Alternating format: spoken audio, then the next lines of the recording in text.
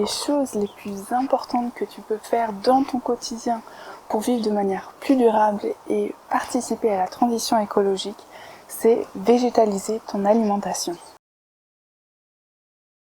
Ça a été ma conclusion après plusieurs semaines de recherche littéraire pour connaître un peu le lien entre l'alimentation et les problèmes écologiques. Les aspects qui m'ont le plus intéressé ont été le soja, le changement climatique, tout ce qui est nitrate et purin de vache et le changement de l'utilisation des sols.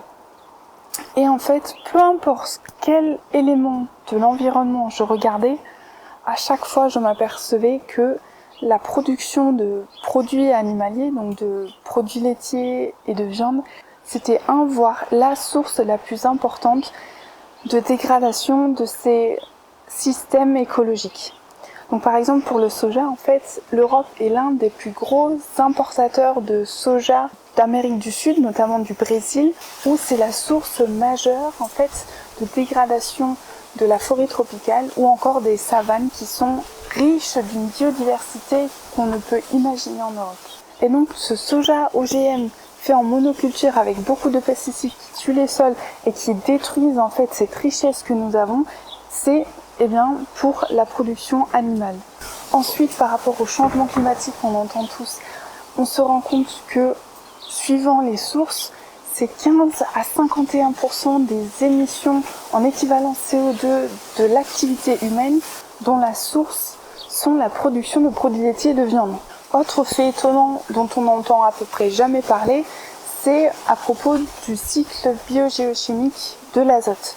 La source numéro 1 par excellence de dégradation de ce cycle, c'est clairement la production de lait, de viande, de vache et de porc. Parce que le purin, on ne sait pas où c'est qu'on peut le mettre, on en a beaucoup trop. Du coup, on en met beaucoup trop sur nos champs et les plantes n'ont pas le temps d'absorber cet engrais. Du coup, il pleut et avec la pluie, y a tout ça qui arrive dans l'eau que nous, on est censé boire. Et à cause de ça, il y a de plus en plus de sources qu'on ne peut plus utiliser en France, en Allemagne, en Europe, parce que c'est beaucoup trop contaminé en nitrate. Aussi par rapport au cycle de l'azote, en fait dans les élevages, il y a aussi des gaz qui s'échappent et en tout cas en Allemagne, j'étais en Allemagne à ce moment-là, donc j'ai pas regardé les chiffres pour la France, mais en Allemagne, l'élevage est ainsi, même avant les transports ou l'industrie, source de particules fines dans l'air, qui est, d'après l'OMS, un des plus gros problèmes de santé publique.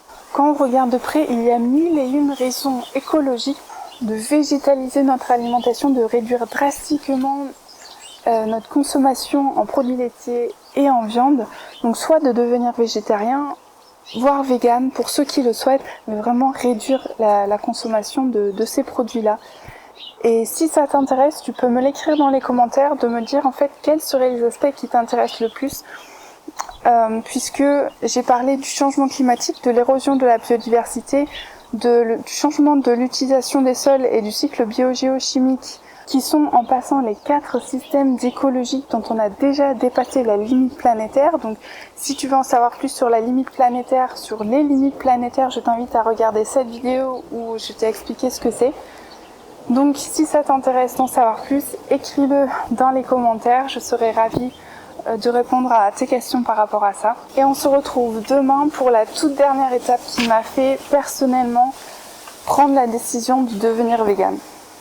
Merci et à demain.